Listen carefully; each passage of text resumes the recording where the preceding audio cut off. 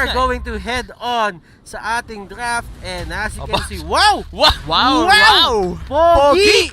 Sana all! Grabe, wait lang maganda yung may jawline, tapos yung buhok parang ang lambot. Grabe, parang ano yun, weathering with the, ano yun?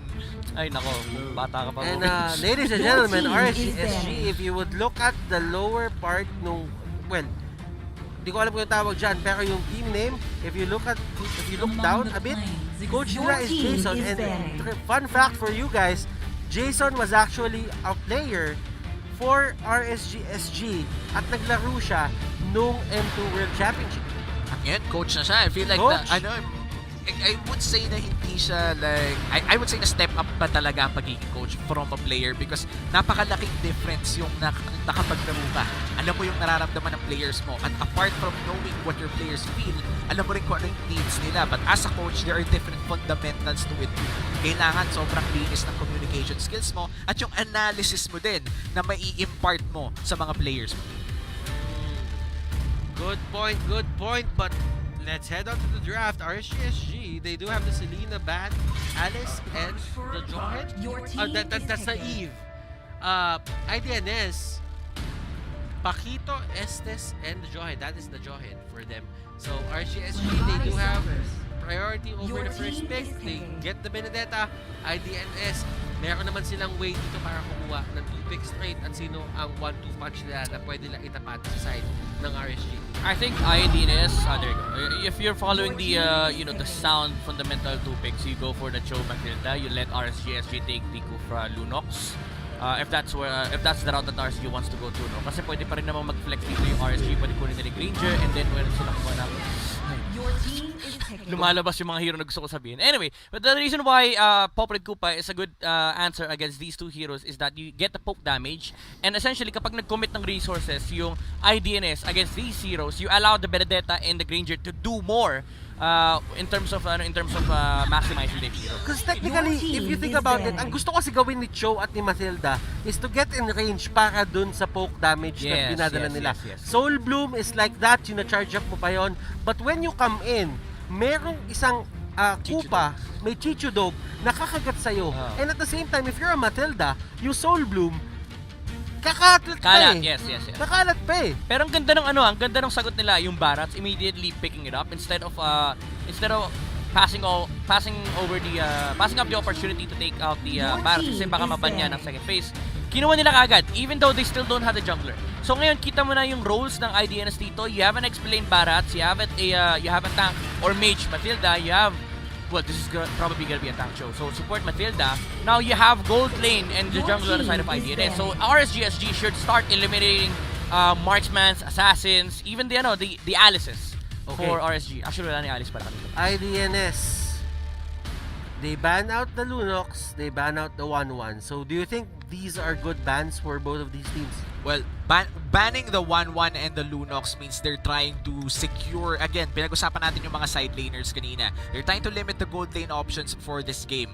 1-1, we haven't seen a lot of 1-1 bans lately. Maybe this is something of the comfort side of bans para sa mga targeted bans na to. But 1-1 has been, let's just say, absent for majority of na nakikita natin in competitive games. And for their last ban dito, IDNS, they take away the Uranus na nakita natin na talagang nag-shine nung Game 1 for RSG. And ito na nga, pinag-usapan na natin kanina, a big adjustment that IDNS could do is to try and secure better side laners. How do you do that? Secure one early. Barats, second way to do that, take out any other threats that would potentially break your side lanes. Ang sound ng lineup nga dito ng IDNS. If ever ibigay mo yung 1-1, parang kaya nila protektahan to the ends of the world yung 1-1 na to. At hindi magiging mahirap. And ito kasi yung downside para sa akin ng RSG. When you go pick the Koopa, the Popolin Koopa, parang nawawalan ka ng extra jumping factor dun sa backline. But then again, ladies and gentlemen, Harith ang kinuha. So I think they're either eyeing for a Claude or a Lancelot for IDNS. Now RSGSG, with that thinking, they should go for a well, actually gold din na nila. So walang Alice, they should go for a Chango and I would say Chango and Lapu. wala pa post-war if they play that. Kasi problema nila yung Barracks. And the Barrett's pick actually blocks a lot of fighter options para sa RCSG. If they choose a fighter na medyo kulang sa mobility, na pag pumasok-pasok na talaga, it's gonna be hard for them to respond to the Detona's welcome. But this is, I think, since starting match 4, this is the first Luyi pickup na nakita natin, and it's gonna come from RSG-SG. Win rate is 0, pero actually hindi pa siya nalalaro. This is the first Luyi game of MSC 2021. Last pick, IDNS. Ano ang kanilang adjustment? They could go for a Hayabusa. Yun yung kulang nila. They need a jungler. Yeah, I wanna see a Hayabusa. They need it fast. RSG. Ako nakakamdaman ko sa RSG parang napaka-confident nila sa mga picks nila, pero hindi Hayabusa ang lumabas. Ito ay isang Ling. Well, for the Ling, as the jungler of IDNS, I feel like they're playing towards more on the mobility and the skirmishing side. Marami naman silang mga hero. Ayan na, babalik na. Tapos na. May oil. May oil na ang ating machine. So, balik tayo dun sa pinag-uusapan natin. The Ling pick will be great for a lot of attempts on, I think, a 3v1 dive, mga small skirmishes, but not on big team fights immediately. Dahil, again, merong Esmeralda yung kalaban, and the Esmeralda would definitely want bigger team fights. And we will open up the portal. Papasok sa ating Celestial Palace at magbubukas ito in just a bit, ladies and gentlemen. At ready na makipagsuntukan yung dalawang teams. At eto na, bubukas na ang portal. Let's dive in! Papasok dito. Ayan na. This is game number 2 between RSG-SG at Idonotsleep. At mukhang wala pa naman na wild na mangyayari dito. Saktong dash lang galing kay Sync, pero that's a lot of damage early on for the Benedetta. And that was a great read coming out from Idonotsleep, na nakita nila, sabi nila, si Sync papasok dito. Alam namin, yun yung usual na ginagawa ng mga Benedetta players, and that was a good read. And Ramela here, with the Cho, siya ang gagamit ng Cho, and she is the tank. Actually, kanina, napakalayo ng gameplay ng isang Diggy feed sa isang Cho tank. So, let's see on how she'll introduce her Cho here. Wait a minute, sana. At grabe yung pinakita nilang play doon. Yung guiding wind, lahat na yung dash na binigay, LY4, they will punish Ramela and Renita Zanri. They will just get out. Yun na yung pinaka-best way of doing things I-minimize mo na lang yung casualties. Because you can't fight that at that point. Yeah, it's a 1-for-1 exchange in favor of no one. Actually, yung first blood is just a 200 initial plus gold na rin lang dahil nga nagkaroon ng 1-for-1 trade. Ang tanong na lang kung kanino napunta ang mga kills. Dahil for the side of RCSG, ang napuntang kill ay for LY4. This is big. That's a core na bigay ang gold. Meanwhile, for Idonotsleep, napunta kay Renita Zanri ang gold. Oh my goodness! Diablo going in, flickering in, at nakuha niya yung kill doon sa Ling. How important was that kill, Midnight? Alam mo, there's a reason why I didn't like, nakita nyo naman yung facial reaction kanina, no? I didn't like when they pick up the Ling. Yes, it's good against the Granger, against the Benedetta, but they needed a core that doesn't depend on the timing ng early game niya kasi he needs to protect the timers of the Harriet as well. So when they picked up the Ling, already, ang hirap na nga against sa Popel Kupa, na-shotdown pa siya ng purple buff. And si Diablo, 20 seconds niyang inaabangan dyan si Ling kanina pa. As in, legit. Pagka-clean niya ng minion wave against the Harriet, 20 seconds siya nandyan. Idonotsleep is in a very bad spot. Alam naman natin yung potential ng isang Ling na walang buff. Talagang na-half yung kanyang damage output. Renita Zanri with the circling eagle. Pero sila Easy Bunny, they get an answer, and that is a step in the right direction even if hindi gumagana yung team nila ngayon. Yeah, Hasaki though in a 2v1 scenario at mapupunta ang kill para sa Benedetta, and that makes it a 3-4-2 exchange for the favor of RSG-SG. May turtle pa silang nakuha kanina, Midnight. Medyo na ano ka na dyan, na nanginginig ka na, nanggigigil ka na ata. Kanino? I mean, as much as I like the trades that IDNS are getting, they need to be careful with whoever gets the kill. Kasi si Renita Zanri dito, he has all the kill to his name for IDNS. And si Lois tsaka si Easy Money, sila yung nangangailangan ng gold. Sila yung nangangailangan ng XP. Yes, kasama sila dun si Share. But the thing is, they are committing so much time to get these kills. So as much as possible sana sa kanila na Naku, pupunta. na-shutdown pa nga. At si Renita Zanri siya ang na-shutdown. Nahuli si Posa. Pero sabi ng RSG, meron tayong sagot. And that was a great play coming out from Pero may sagot na talaga. And Zink! Nawala ata ang aking mic. Naiwanan. Nawala ba? Hindi. Okay. Naririnig kita na Naririnig mabuti, mo ako, kapatid. And, grabe yun, no? Parang naiwanan ng Benedetta ang isang Hasaki sa top lane. LY4 mukhang makakakuha ng isa. And RSGSG, they're dominating the early game. And Ramela dito, tumatakbo. Unti-unti. They get Jablo. That was a good kick. And this could be the punishment na hinahanap ng IDNS. Ito na nga yung sinasabi natin. Tank power, support power, all the powers in the Pero world. may resback, At ito yung resback. Naku po mga kaibigan, nagtatawagan na sila. Pre, nagulpi ako dun sa kanto. Ito na kami. Op. Ah, wala na. Opa ka. May dalang K9 unit. Pero again, eto namatay na naman si Ling. Lois, inabangan siya sa may purple buff. Hindi nga ginamit yung ulti ni Louie. Literal na inabangan lang si Lois dun sa kanyang purple buff and hindi na naman siya pinapakuha na kahit anong farm. And again, this is the problem when they picked up the lane. Number 1, lugi na nga siya kay Popeye Kupa. And Easy Bunny goes down and ayaw mo yun kasi that is your gold lane Harith. As much as possible, gusto mo yung uptime ng Harith mo is at 100%. Yeah, and the turtle, it's gonna be free for RSGSG to take. Grabe ang kanilang early game dominance dito, pero hindi naman ganun kalaki yung gold lead. Kaya pang bumawi. I mean, Idonotsleep, 3K gold lead, pero ang scaling, 0-4-1 link. Yun nga lang yung pinakakailangan nilang ihukay palabas. Well, actually, that's a big problem kasi by this point, the Ling should have been beating. If they want to win for IDNS, the condition is that the Ling gets a good start. But now, they're battling for the Ling to be able to farm. And Easy Bunny getting pop bursted down. Idonotsleep. Ramela nun sa may likod. Napakagandang 3-man knock-up. But sadly, Diablo? walang follow-up. At Diablo, talagang hinakarangan niya. Binakikada niya dito sila Ramela. Sabi niya, hindi kayo pwede umuwi. Oo, Dito lang ako." nangiipit. Nangiipit siya. And this is another purple buff na nanakaw ni LY4 away from the Ling. In Midnight, you already discussed on how big of a difference it is for a Ling to have a lot of their, or maybe buffs in general. Lois, mukhang babagsak na naman siya dito. Kulang ng isa pang kalaber, and Lois, he's gonna survive. Again, yung pick kanina ng IDNS, I understand it, but the problem is yung ideology as to why they pick it. They picked it because it's good against the chorus of RSGSG, but you have to think of your teammates as well. Ang nakakaramdam ng pighati dito yung outspin, pighati, sakit, illness, is si Easy Bunny. Kasi, once madali si Ling, lahat ng mata ng RSGSG naka-focus kay Easy Bunny. They need to shut down this Harith. Ang problema kasi, wala siyang katulong. Kasi si Ling, recovery mode. Lot of things happening here dito sa larong to.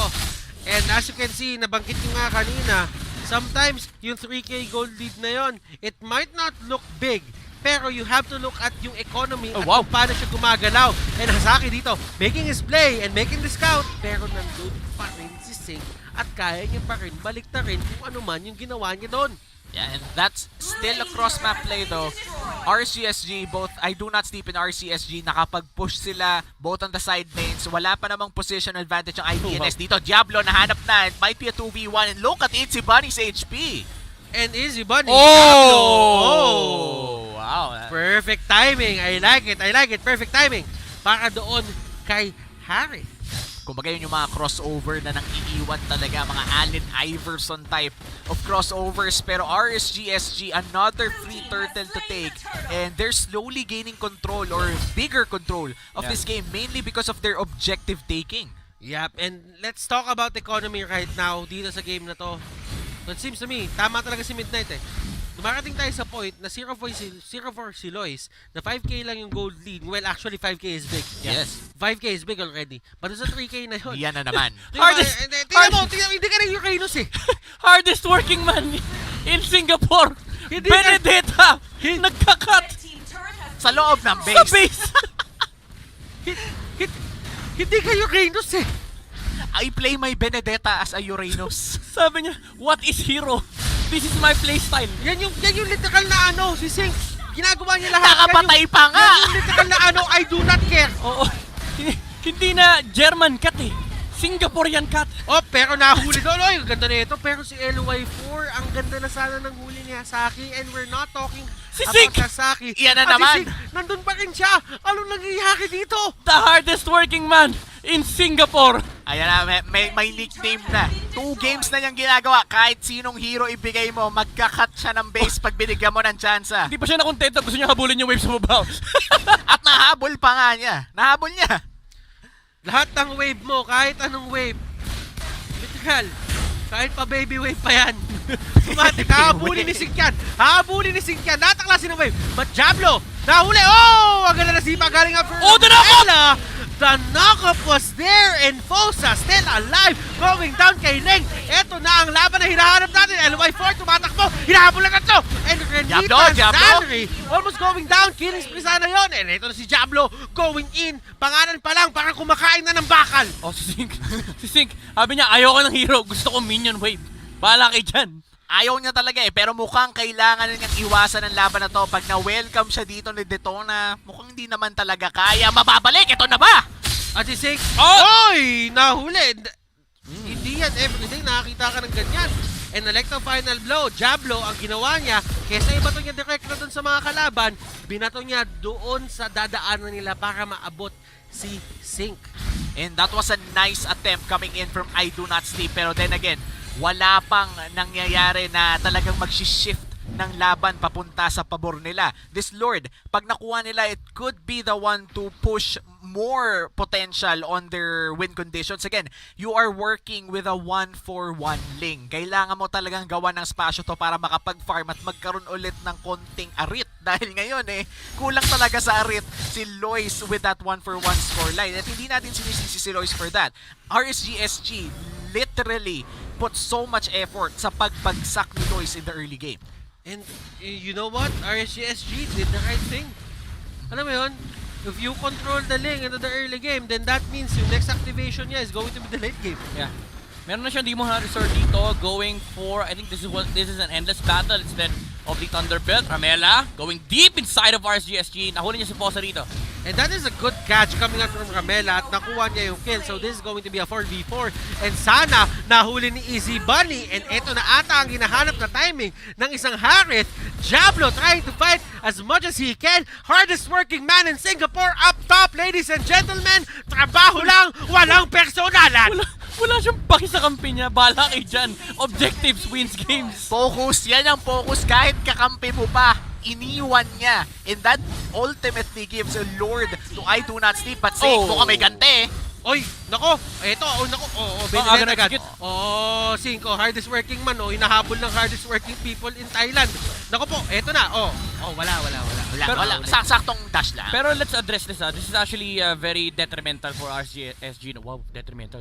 Big word. Anyway, yung ginagawa ni Sink, as much as it looks awesome, kasi objective gaming, he needs to be in team fights. Kasi the condition for RSGSG is that they need to win fights before they can actually push. Yeah, at makikita natin dito na talagang absent sa buong laban ang Benedetta. But look at the Harith over there. Ichibani talaga nakapwesto sa likod ng buong fight na yun at nakakuha talaga siya ng massive damage. Kumbaga bagsak agad lahat ng mga backliner ng IDN. Oy, ano yan?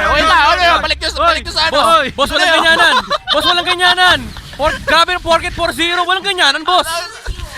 Ba't nadamay pa kami dito? Hardest working man in PH Esports. Anyway, yung ginagawa ni Sink, again, it's really detrimental for RSGSG. Pero we also have to address the elephant in the room, si Diablo. Yung target selection niya rito, it hasn't been fantastic for the majority of the last few fights. Kasi ang target niya rito dapat si Harith. Pero ang tina-target niya is sila Barat sa may front line. So, ang nangyayari, nagkakaroon ng space si Harith to take out the heroes sa backline ni RSGSG. Ang nakakawawa dito sa LY4. A great... Well, this is actually a great move coming out from Idonotsleep din, no? Na they're really just banking on the fact that they have the Harith. And the Harith can win them the game. Yeah. Plus, ang nakikita ko ngayon si Ling, nagiging ano na siya eh. Lumalabas na yung potential niya. Yeah. Nagkaka-item na eh. Nagkaka-item na. And this is the benefits of having assassin naman. If they get the items, kahit pa anong timing niyan, kapag kaya ka nilang patay, papatay ka nila. Kumbaga, Assassins nga eh. Assassins, yun talaga eh. The marksman, at least LY4 in this scenario, 329 siya. And ina-expect na natin that the moment the Ling gets more items or tumagal mas lalo ang laro, mas may hihirapan pumwesto dito si LY4. Si Bunny. Summon Force. And defending na Zanri, circling Eagle, napakalayo ng inabot niya. At si Sana ang Oh no, pinaka-main Harit down. target dito sa side ng Idonotsleep. And look at this, 3 people from RSG. They need to run away, 4v3. Sync, yung buhay niya puno pa, pero they don't have enough damage para panindigan yung laban na yan. And grabe yung dami ng binato nila sa kay Harit para lang bumagsak. To the point na naubusan na sila ng resources. And looking back to that fight midnight, ano yung key factor na nangyari doon sa fight na yun para manalo ang Idonotsleep? Well, for one, yung tapang ni Itzy Bunny, he went on the hero that he's not supposed to go to, yung Esmeralda. Kumbaga, inalay niya yung sarili na kay Diablo. Sige, kanina hindi mo ako hinahabol, ako na pupunta sa'yo. But that allows the other heroes naman, kumbaga nabaliktad yung scenario kanina. Si IDNS, si Harit, siya na mga problema kay Esmeralda. Yung apat, kaya nilang i-address yung matitang hero sa side ng RCS. At si Sync, duty tumatakbo, ladies and gentlemen, and talagang literal na agawan lord na to.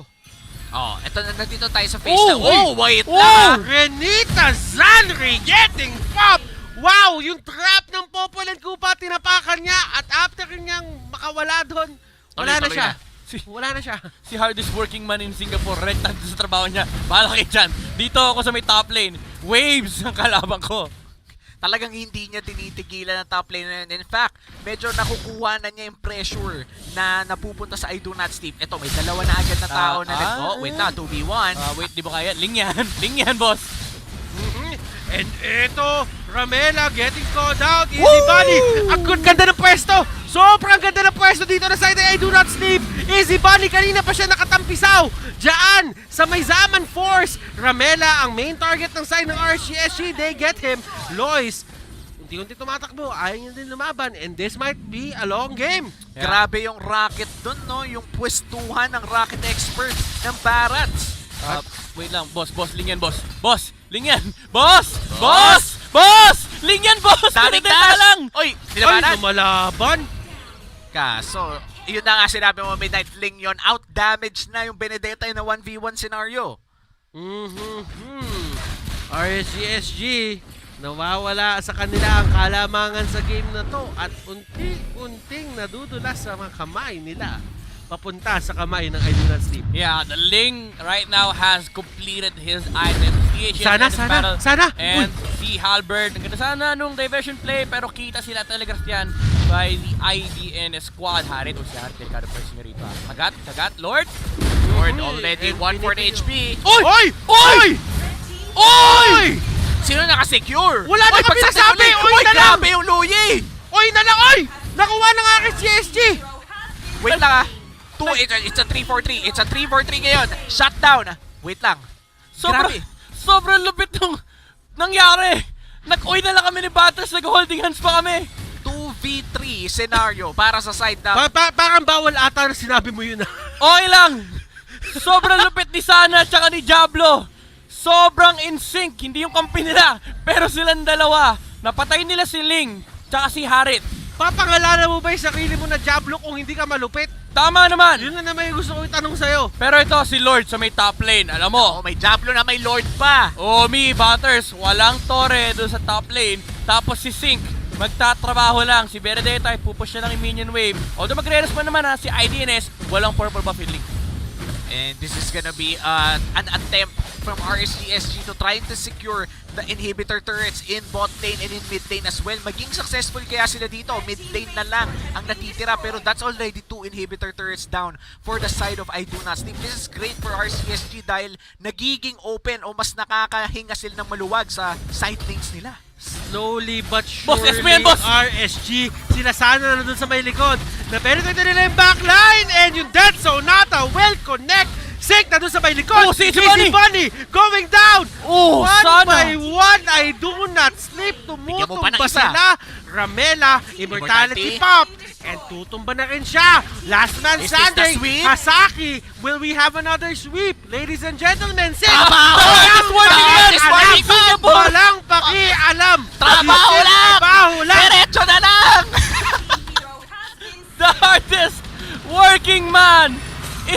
Singapore! Ngiti lang, pinasarap. O ayan, pinakita pa niya. Panalo sila. Baka lang nakalimutan nyo. Oh my goodness. RSGSG, they found themselves in bad spots doon sa game na yon. Not gonna lie, this wasn't the cleanest series for them. Madaming times na they did something questionable.